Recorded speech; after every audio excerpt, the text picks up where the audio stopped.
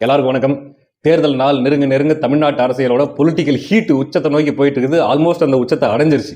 என்ன அப்படின்னா, பொதுவாகவே அரசியல் கட்சிகள் இந்த மாதிரி நேரத்தில் என்ன மாதிரியான கேம் பிளே பண்ணுவாங்க அப்படின்னா, ஃபர்ஸ்ட் பெர்செப்ஷன் பில்டிங். என்னது, என்னுடைய கட்சி கூட்டணி பார்த்தீங்களா எவ்வளோ பலமா இருக்குது, அந்த கட்சி கூட்டணி பார்த்தீங்களா எவ்வளோ வீக்கா இருக்குது அப்படிங்கிற தாட்டை மக்கள் மனசுல கிரியேட் பண்ற வேலையை எல்லா அரசியல் கட்சிகளும் பண்ணும். அதே வேலையை தான் முதல்ல திமுகவும் பண்ணிட்டு இருந்துச்சு. ஆனா இந்த எலெக்ஷன்ன்றது கொஞ்சம் டிஃப்ரெண்டான கேம். ஏன்னா மூணாவது ஒரு பிளேயர் இந்த எலெக்ஷன்ல வந்து ஆட் ஆயிருக்காங்க. யாரு? தாவேகா, விஜய் அவர்கள். அப்படின்னும் போது திமுகவுக்கு இந்த எலெக்ஷனை பொறுத்த வரைக்கும் கொஞ்சம் வேற மாதிரியான கேம் பிளே பண்ணலாம் அப்படிங்கிற மாதிரியான ஒரு முடிவெடுத்து வித்தியாசமான ஒரு கேம் பிளே பண்ணிட்டு இருக்காங்க. அது என்ன அப்படின்னா, மைண்ட் கேம், சைக்கலாஜிக்கல் கேம். அதாவது இந்த கட்சியை விட இந்த கட்சி வீக்கா இருக்குது, அவங்கள விட நாங்கள் ஸ்ட்ராங்கா இருக்கிறோம் அப்படின்ற பெர்செப்ஷனை மக்கள் மனசுல கிரியேட் பண்றதையும் தாண்டி கேடர்ஸ், அந்தந்த பார்ட்டி கேடர்ஸ் மனசுல நீங்க வீக்கா தான் இருக்கீங்க, நாங்க தான் ஸ்ட்ராங்கா இருக்கோம், இவங்க இல்லைன்னா நீங்க இல்லை, இவங்களை டிபெண்ட் பண்ணி தான் நீங்க இருக்கிறீங்க, உங்களை டிபெண்ட் பண்ணி தான் அவங்க இருக்கிறாங்க என்ற மாதிரியான ஒரு உளவியலை அவங்களுக்குள்ள புகுத்துற மாதிரியான வேலையை திமுக இப்ப கையில் எடுத்திருக்குது. ஆனா இந்த தடவை திமுக என்ன கேம் பிளே பண்ணாலுமே அது அவங்களுக்கு பேக் ஃபயரா தான் போகுது. ஏன்னா முன்ன இருந்த மாதிரி ஏமாளிகளோ அல்லது கண்மூடித்தனமா சோசியல் மீடியாவில் வர எல்லா செய்திகளையும் அல்லது திமுக கிரியேட் பண்ற எல்லா நேரேட்டிவ்ஸையும் நம்பக்கூடிய இடத்துல மற்ற கட்சி கேடர்ஸ் இப்ப இல்ல. அவங்களோட அந்த என்ன சொல்றது, அந்த ஒரு மோசமான கேவலமான டாக்டிக்ஸை, ஒன்னுத்துக்கும் உதவாத அந்த மொக்க ஸ்ட்ராட்டஜியை எல்லாரும் கண்டுபிடிச்சிட்டாங்க. 5-6 ஸ்ட்ராட்டஜி டீம் வச்சுக்கிட்டு என்ன குரங்கு பல்ட்டி அழிச்சாலும் மக்கள் இப்போ விழிப்பா இருக்கிறாங்க. முன்ன மாதிரி அவ்வளவு சீக்கிரம் ஏமாற்ற முடியாது அப்படிங்கிற நிலைமையில தான் இருக்குது. என்ன நடந்துச்சு அப்படின்னா, நேத்துல இருந்து பாத்தீங்கன்னா தமிழ்நாடு அரசியல் 1000 பாலாவை கொளுத்தி போட்ட மாதிரி அங்கங்க வெடிச்சிட்டு இருக்குது. தாவேகா அதிமுக தலைமையிலான என்டிஏ கூட்டணியில வந்து சேர போகுது, அதுக்கான பேச்சுவார்த்தைகள் தொடங்கிருச்சு அப்படிங்கிற மாதிரி ஆளாளுக்கு எல்லா தரப்புல இருந்துமே அது பற்றியான பேச்சுகள், ஈவன் விஜய் அவர்களுடைய தரப்புல இருந்துமே கூட நிறைய பேர் அதுக்கேற்ற மாதிரியான ரியாக்ஷன் எல்லாம் பண்ணிட்டு இருந்தாங்க. ஒருத்தர் ஒரு மாதிரி ரியாக்ட் பண்ணிட்டு இருந்தாங்க. அதை பத்தி நம்ம அப்புறம் பேசுவோம். அதுக்கு முன்னாடி இந்த மாதிரியான ஒரு நேரேஷனை வந்து செட் பண்ண ஆரம்பிச்சிட்டாங்க. அதிகாரப்பூர்வமான பல செய்தி ஊடகங்களில் என்ன மாதிரி செய்தி, கூட்டணி வைப்பது குறித்து தாவேகா மாநில நிர்வாகிகளுடன் அல்லது மாவட்ட செயலாளர்களுடன் ஆலோசனை அப்படிங்கிற மாதிரி நியூஸ் நேற்று ஃபுல்லா பல செய்தி ஊடகங்கள்ல வந்துகிட்டு இருந்துச்சு. அப்போ இத்தனை நாள் தாவேகா என்ன சொல்லிட்டு இருந்துச்சு, காங்கிரஸ் வந்தா காங்கிரஸோட கூட்டணி அப்படிங்கிற மாதிரியான இடத்துல தாவேகா இருந்துச்சு. ஆனா காங்கிரஸ் போயிட்டு டிஎம்கேவோட செட் ஆயிடுச்சு, அது சீல் ஆயிடுச்சு. அதுக்கப்புறம் தாவேகா என்ன சொல்லிட்டு இருந்துச்சு, நாங்க தனியா தான் களம் காண்போம், யாரோடவும் கூட்டணி கிடையாது அப்படின்ற மாதிரியான ஒரு இதுல தான் கரெக்டா போயிட்டு இருந்துச்சு.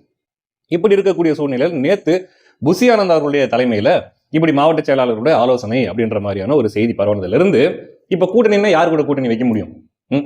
அதிமுக என்டிஏவுடன் தாவேகா கூட்டணி அப்படிங்கிறது தான் இப்ப பரவிட்டு இருக்கு. ஏன்னா மற்ற எல்லா கட்சிகளுமே ஒரு இடத்துல போய் சீல் ஆயிடுச்சு இல்ல, அப்படின் போது இது ஒண்ணுதான் ஒரே ஆப்ஷன் அப்படின்னும் போது அதை பத்தி எல்லாரும் பேசிட்டு, இப்ப அதிமுக தாவேகா கூட்டணி வைக்கிறாங்க வைக்கலங்கிறது ரெண்டாம் பட்சம். அவங்க கூட்டணி வைக்கிறாங்க இல்ல வைக்காம கூட போறாங்க, அவங்க தனியா இவங்க தனியா கூட நின்றுட்டு போறாங்க, அது ஒரு மேட்டரே கிடையாது. ஆனா இந்த ஒரு விஷயத்தை கையில் எடுத்துட்டு டிஎம்கே ஆடிட்டு இருக்கிற ஒரு நாஸ்டி டிஸ்கஸ்டிங் கேம்னு ஒன்று இருக்குது இல்லையா, அதை தான் முக்கியமா நம்ம கவனிக்கணும். என்ன தெரியுமா, கடைசி வரைக்கும் விஜய் அவர்களை ஒரு குழப்பத்திலே வச்சுக்கணும், அதிமுகவையும் ஒரு குழப்பத்திலே வச்சுக்கணும். என்ன அப்படின்னா, அதிமுகவுக்கு என்ன குழப்பம், விஜய் அவர்கள் என்ன முடிவு, வராங்களா இல்லையா, சரி வராங்க அப்படின்னா அதுக்கேற்ற மாதிரியான டிசிஷன் நம்ம எடுக்கலாம், இந்த சீட் ஷேரிங் நம்ம கட்சிக்குள்ள இருக்கிற அந்த அதுக்கு அடுத்த கட்ட நடவடிக்கைகள் எடுக்கலாம், தொகுதி பங்கீடு எல்லாத்துக்குமே. அல்லது வராங்க அப்படின்னா அதுக்கேற்ற மாதிரியான ஒரு மூவ்மெண்ட் நம்ம பண்ணலாம் அப்படிங்கிற மாதிரியான அதிமுகவுக்கு. அதே சமயம் அப்படியான ஒரு குழப்பத்துல அதிமுக கேடர்ஸ் இருக்கணும் அப்படிங்கிற மாதிரி திமுக எதிர்பார்க்குது. ஆனா ஏடிஎம்கேவை பொறுத்த வரைக்கும் அவங்க வந்தா இது வரலன்னா இது அப்படின்றதுல எல்லாமே பக்காவா பர்ஃபெக்டா செட் பண்ணி வச்சிருக்கிறாங்க. அவர்களுடைய தொண்டர்களையும் சரி, அவங்க தொகுதிகளில் நிற்கக்கூடிய வேட்பாளர்களையும் சரி, எல்லாமே தயார் பண்ணி தான் அதிமுக ரெடியா இருக்குது. இப்ப நாளைக்கே தாவேகா இல்லை அப்படின்னா அடுத்து டக்குன்னு அடுத்தடுத்த அனௌன்ஸ்மெண்ட்டுக்கு அதிமுக போய்கிட்டே இருப்பாங்களே தவிர அப்படியே தேங்கி நிற்க மாட்டாங்க. ஆனா திமுக படுற தப்பு கணக்கு என்னது, அதிமுக அப்படியே தேங்கி நின்றும் அப்படின்றது. அதே மாதிரி தாவேகாவுக்கும் அதே மாதிரி தான். என்ன பண்றது, இத்தனை நாள் காங்கிரஸ் வருவாங்க அப்படிங்கிற மாதிரியான ஒரு தோற்றத்தை கிரியேட் பண்ணிக்கிட்டு காங்கிரஸுக்காக திமுக இப்போ இவங்க வெயிட் பண்ணிட்டு இருந்தாங்க தாவேகா. அப்படி ஒரு பெரிய கட்சிகள் ஏதாவது கூட்டணிக்கு வந்தா மட்டும்தான் தாவேகா ஏதாச்சும் கொஞ்சமாவது சோதிக்கும், அப்படி இல்லைன்னா அதெல்லாம் ஒண்ணுமில்லாத கட்சியா போயிடும் அப்படிங்கிற மாதிரியான ஒரு தோற்றத்தை திமுக கிரியேட் பண்றது. இப்போ காங்கிரஸ் போயிட்டு திமுக கூட சீல் ஆயிடுச்சு. இப்ப என்ன பயம் அப்படின்னா, எங்க தப்பி தவறி ஒரு வேலை விஜய் அவர்கள் திமுகவை காலி பண்ணும், சுத்தமா வாஷ் அவுட் பண்ணும்னு முடிவெடுத்து என்டிஏ கூட்டணிக்கு போயிடுவாரோ அப்படிங்கிற பயத்துல புதுசா இன்னொன்னு ஆரம்பிச்சிருக்காங்க. என்ன தெரியுமா, இப்ப விசிகாவும் கம்யூனிஸ்டுகளும் தாவேகா பக்கம் வர்றதுக்கான ஒரு வாய்ப்பு இருக்குதுன்ற மாதிரியான ஒரு நேரட்டிவ் கிரியேட் பண்றாங்க. ஏன்னா அப்படி கடைசி வரைக்கும் காங்கிரஸ் டிவிக்கு பக்கமா இல்ல வந்துருமா வராதா அப்படிங்கிற மாதிரி இழுத்தடிச்சு கடைசி நேரத்தில் கொண்டு போய் திமுக லாக் பண்ணாங்களோ, அதே மாதிரி இன்னும் விஜயை வந்து காக்க வைக்கணும், அவர் எந்த முடிவும் எடுக்கக்கூடாது, குழப்பத்திலே வச்சிருக்கணும் அப்படிங்கிறதுக்காக வேண்டி இப்ப புதுசா ஒன்று கிரியேட் பண்ணியிருக்காங்க. விசிகாவும் கம்யூனிஸ்டும் வர பக்கம் விஜய் பக்கம் வரதுக்கு தயாரா இருக்குது அப்படிங்கிற மாதிரியான ஒரு நேரட்டிவ். ஆனா உண்மை என்னன்னா அதுவும் நடக்க போறதில்ல. ஏங்க விசிகா திரும்ப திமுக விட்டுட்டு இங்க விஜய் பக்கம், அதெல்லாம் நம்புற மாதிரி அங்க இருக்குது. அவ்வளவு சொரணை அவ்வளவு உணர்த்திலாம் இருந்துச்சுன்னா நேரம் விசிகா திமுக காலில் விழுந்து கிடக்காது, அடிமையா கிடக்காது. சரிங்களா?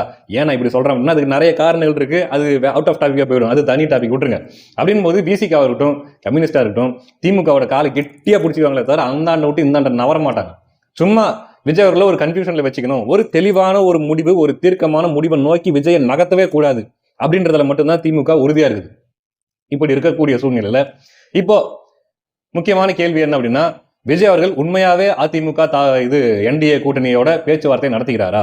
அப்படிப்பட்ட ஒரு கூட்டணி அமையறதுக்கு வாய்ப்பு இருக்குதா அப்படின்னு நீங்க கேட்டீங்கன்னா வாய்ப்பு இருக்குதுன்னு சில பேர் சொல்றாங்க, வாய்ப்பு இல்லை அப்படின்ட்டு சில பேர் சொல்றாங்க. உண்மையிலேயே பதட்டத்துல, உண்மையிலேயே பயத்துல தொடர் நடுங்கிட்டு இருக்கிற கட்சி எது அப்படின்னா திமுக தான். எதை வச்சு நான் சொல்றேன் அப்படின்னா, மாத்தி இவங்க கிரியேட் பண்ணிட்டு இருக்கிற நேரடிவ் தான். ஒன்னும் இல்ல, அதிமுக பத்தி என்ன சொல்லிட்டு இருக்காங்க, அதிமுக இது ஒரு புது நேரடிவ் செட் பண்ணிட்டு இருக்காங்க. என்ன அப்படின்னா, அதிமுக ஒரு காலத்துல பயங்கர ஸ்ட்ராங்கா இருந்த கட்சி, இப்ப இருக்கிறதுலே வீக்கஸ்ட் பொசிஷன்ல அதிமுக இருக்குது, பயங்கரமான வீக்கா இருக்குது அப்படிங்கிற மாதிரியான ஒரு நேரடிவை செட் பண்ணிட்டு இருக்காங்க.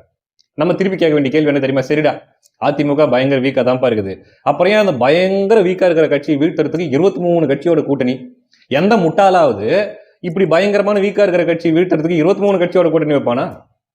அப்ப நீ வச்சிருக்கிறன்னா என்ன அர்த்தம்? அப்ப இருக்கிறதுல வீக்கஸ்ட் பார்ட்டி யாரு? நீ தான். எல்லாரும் வாங்கப்பா, எல்லாரும் வாங்க, எல்லாரும் வந்து எம்எல்ஏ ஏறி படுத்துக்கங்க அப்படின்ட்டு நீ சொல்ற அப்படின்னா இருக்கிறதுல வீக் நீ தான். அப்போ இவன் வீக்கா இருந்துகிட்டு மத்தவங்க எல்லாம் வீக்கா இருக்கிறாங்கன்ற மாதிரியான ஒரு தோற்றத்தை கிரியேட் பண்றது. அது மட்டும் இல்ல, இன்னொன்னு, இப்ப டிவிகே வந்து இப்ப கில்ட் ட்ரிப் பண்றது, அதாவது அவங்களோட குற்ற உணர்ச்சியை ஏத்தி விடுற மாதிரி, குற்ற உணர்ச்சியை தூண்டி விடுற மாதிரியான வேலையை புதுசா ஆரம்பிச்சிருக்காங்க. அது என்ன தெரியுமா? இப்போ அதிமுக கூட்டணியிலையோ அல்லது அதிமுக தலைமையிலான என்டிஏ கூட்டணியிலையோ தாவேக்கா போய் சேர்ந்துருச்சு அப்படின்னா, நீங்க டிவிகேவுக்கும் அதிமுகவுக்கும் ஓட்டு போடுறதும் ஒண்ணுதான், டைரக்டா பிஜேபிக்கு ஓட்டு போடுறதும் ஒண்ணுதான் அப்படிங்கிற மாதிரி ஒன்னு கிளப்பி விடுறது. அது எப்படா? எப்படி இது டிவிகேவுக்கும் அதிமுகவுக்கும் ஓட்டு போடுறது ஒண்ணு, டைரக்டா பிஜேபிக்கும் ஓட்டு போடுறது ஒண்ணு? அப்ப இந்த மாதிரியான ஒரு குற்ற உணர்ச்சிக்குள்ள தாவேகா தோழர்களை தள்ளக்கூடிய ஒரு வேலையை திமுக புதுசா ஆரம்பிச்சிருக்கு. ஒரு விஷயம் நல்லா தெரிஞ்சுக்கங்க, இவங்க சொல்ற மாதிரி பிஜேபி பெரிய த்ரெட்டனிங் ஃபேக்டரா அப்படின்னா சுத்தமா கிடையவே கிடையாது. இவங்களா பூதாகரப்படுத்திட்டு இருக்கிறாங்களே தவிர, நீங்க சொல்ற நாடாளுமன்ற எலெக்ஷன்ல யார் பிரதமர் அப்படிங்கிற மாதிரியான தேர்தலில் வேணா பிஜேபின்றது ஒரு மேஜர் ஃபேக்டரா இருக்கலாம். ஆனா தமிழ்நாடு சட்டமன்ற தேர்தல் பொறுத்த வரைக்கும் பிஜேபி ஒரு த்ரெட்டனிங் ஃபேக்டரே கிடையாது. சரிங்களா? இவங்களா அப்படி கிளப்பி விட்டுட்டு இருக்காங்க. பிஜேபியை பூதாகரப்படுத்துற வேலையை அவங்க தாண்டா இங்க பெரிய ரவுடி. இங்க திமுக பெரிய கட்சியா இருக்கலாம், அதிமுக பெரிய கட்சியா இருக்கலாம், தாவேகா ஒரு மிகப்பெரிய கட்சியா வளர்ந்து வர கட்சியா இருக்கலாம். ஆனா என்னதான் இருந்தாலும் இந்த பிஜேபி தமிழ்நாட்டில் இருக்குது பாரு, இதுதான் ரொம்ப பெருசுன்ற மாதிரியான ஒரு போலியான ஒரு நேரட்டிவை திமுக பண்ணிட்டு இருக்கோம். அதுக்கு யாரும் to not fall for it, அவ்வளவுதான் சொல்ல முடியும். நம்ம கட்சிக்கு என்ன தேவை, அடுத்த கட்ட வளர்ச்சிக்கு என்ன தேவை, தமிழ்நாட்டுடைய உடனடி நலனுக்கு என்ன தேவைங்கிறது மனசுல வச்சுதான் எந்த கட்சி வேணா எல்லா முடிவும் எடுக்கணும். அது எந்த முடிவாக வேணா இருக்கட்டும், ஆனா மைய புள்ளி இதுவா தான் இருக்கணுமே தவிர பிஜேபியை சென்டர் பாயிண்டா வச்சுக்கிட்டு முடிவு எடுக்கிறதுன்றது உண்மையிலேயே அது திமுகவோட டிராப்புக்குள்ள போய் எல்லாரும் உழுந்ததுக்கு, இந்த டிராப்புக்குள்ள மற்ற கட்சிகளை விழ வைக்கிற வேலையை தான் திமுக தொடர்ச்சியா பண்ணிட்டு இருக்கோம். ஆனா இங்க மீடியால இவங்க காட்டுற நேரட்டிவ், பிஜேபி வச்சுக்கிட்டு இவங்க காட்டுற நேரட்டிவ்ங்கிறது வேற, கம்ப்ளீட்டா கிரவுண்ட் ரியாலிட்டிங்கிறது கம்ப்ளீட்டா வேற. ஸோ நான் ஏற்கனவே சொன்ன மாதிரி சட்டமன்ற தேர்தலில் பிஜேபி ஃபேக்டருங்கிறது ஒரு மேஜர் ஃபேக்டர் இல்லை. திமுக வேணுமா வேணாமாங்கிறதா இந்த தேர்தல், அதை மட்டும்தான் மற்ற கட்சிகள் மையமா வச்சு முடிவெடுக்கணுமே தவிர இது ஒரு மேட்டர் கிடையாது. நான் இதை வந்து தொண்டர்களுக்கு தான் நான் சொல்றேனே தவிர தலைமைகளுக்கு கிடையாது. அவங்கெல்லாம் ஓரளவுக்கு தெளிவாக தான் இருக்கிறாங்க. அப்படின்னும் போது தொண்டர்கள் இதில் எந்த ஒரு கன்ஃபியூஷனும் ஆகக்கூடாது. வரட்டுமே, இன்னொரு 3 நாள், இன்னொரு 4 நாள்ல என்ன முடிவுன்னு தெரிஞ்சிட போகுது. அதுக்குள்ள என்னதுக்கு நம்மளா இப்படி ஒரு கருத்து சொல்லி அப்படி ஒரு கருத்தை சொல்லி மேல இருக்கிறவங்களை குழப்பி அதெல்லாம் பண்ண வேண்டிய தேவையே கிடையாது. அப்படி ஒரு வேலை நீங்க குழப்புறீங்க, இல்லை அப்படி ஒரு வேலை நீங்க குழம்புறீங்க அப்படின்னா திமுகவுடைய அந்த மெயின் கேமுக்கு நீங்க பலியாகிறீங்கன்னு அர்த்தம். அது மட்டும் தான் என்னால் தெளிவாக இப்போ சொல்ல முடியும். அது மட்டும் இல்லாமல் இப்போ என்ன வேலை தெரியுமா, திருப்பி புதுசாக ஆரம்பிச்சிருக்காங்க, இன்னும் ரொம்ப ஹார்ஷான உளவியல் தாக்குதல், இன்டென்ஸான உளவியல் தாக்குதல். இப்போ பிஸ்மின்ட்டு ஒரு அல்லக்கை திமுக கொத்தடிமை ஒன்று சுற்றி இருக்குது இல்லையா, அந்த மாதிரியான ஆட்களை வச்சுக்கிட்டு இப்போ ஒருவேளை விஜய் அவர்கள் திமுகவை வீழ்த்துவதற்காக போயிட்டு பிஜேபியோட கூட்டணி வைக்கிறாரு அப்படின்னா அப்பயும் பாருங்க அதிமுகன்னு வாய் வராது. ஏன்னா அதிமுகன்னு சொல்லிட்டா இவங்களோட நேரட்டிவ் அங்கே கீழே உளுந்து போயிடும் இல்லையா. அதனால பிஜேபி தாவேக்கா போயிட்டு பிஜேபியோட கூட்டணி வச்சுட்டாங்க அப்படின்னா அது எதுக்கு சமம் அப்படின்னா, தன்னுடைய மனைவியை வெறுப்பேற்றுவதற்காக எப்படி திரிஷா கூட வந்து அவர் போனாரோ அதுக்கு சமம் அப்படிங்கிற மாதிரி இந்த மாதிரியான நல்ல கைகளை வச்சு பேசிட்டு இருக்குது. அதாவது அரசியல் தாக்குதல் அல்லது அது தாண்டி போயிட்டு பர்சனல் விஷயத்தை கொண்டு போய் பாலிடிக்ஸோட கனெக்ட் பண்ற எச்ச வேலையை திமுக பண்ணிட்டு இருக்குது. எப்படி அது? அவங்களோட பர்சனலுங்கிறது வேற, அது கோர்ட்ல இருக்குது அந்த கேஸ், அதை பத்தி பேச வேண்டிய அவசியமே கிடையாது. இப்போ இந்த பொலிட்டிக்கல்ங்கிறது வேற, ஓகேவா? திமுக எப்படியாச்சும் ஜெயிச்சிடணும், எப்படியாச்சும் ஒன்னா சேர்ந்து திமுகவை வீழ்த்திடக்கூடாதுன்றதுக்காக வேண்டி எந்த மாதிரியான ஆயுதத்தை இவங்க கையில் எடுக்கிறாங்க அப்படின்னா, விஜயோடைய பர்சனலை கொண்டு போயிட்டு பாலிட்டிக்கலோட மிக்ஸ் பண்ணி விஜய் ரசிகர்களோட உளவியல்ல இவங்க தாக்குதல் நடத்துறாங்களாம். எவ்வளவு கேவலமான கட்சி திமுகன்றதை நீங்க பாத்துக்கோங்க. அதனால தான் சொல்றேன், do not fall for their fake narratives. திரும்ப திரும்ப நான் சொல்லிட்டு இருக்கிறேன். சரிங்களா? இது ஒரு பக்கம். இன்னொரு பக்கம் வந்து அதே ஜெய பிஸ்மி தான் என்ன சொல்றாப்புல அப்படின்னா, விஜய் ஒருவேளை பாஜகவோட போய் கூட்டணி வச்சுட்டா அரசியல் விபச்சாரம் இது அப்படின்ட்டு. அதுக்கு போட்டோலாம் எப்படி போட்டிருக்காருன்னு நீங்க பாருங்களேன். ஏண்டா திமுகவை எப்பாடுபட்டாச்சு ஜெயிக்க வச்சிடணும். ஒருவேளை அதிமுகவோட விஜய் அவர்களும் தாவேக்காவும் வந்து சேர்ந்து நின்னா திமுக அழியும். இதுதான் அங்க இருக்கிற கிரவுண்ட் ரியாலிட்டி. நாளைக்கு விஜய் அவர்கள் எதிர்கட்சி தலைவராகவோ அல்லது துணை முதல்வராகவோ ஏதோ ஒண்ணு எந்த மாதிரியான வாய்ப்புகள் அமைதோ அப்படி வர்றதுக்கான வாய்ப்பு இருக்குது. திமுக படுபாதாளத்துக்கு போகும்ன்றது ரியாலிட்டி அவங்களுக்கு நல்லா தெரியும். அப்படி நல்லா தெரிஞ்சதுனாலதான் திரும்ப திரும்ப என்ன பண்ணிட்டு இருக்காங்க, குற்ற உணர்ச்சியை விஜய் ரசிகர்கள் மேல கொண்டு போய் திணிக்கிறாங்க. நீங்க போயிட்டீங்கன்னா விபச்சாரம் பண்றதுக்கு சமம்டா.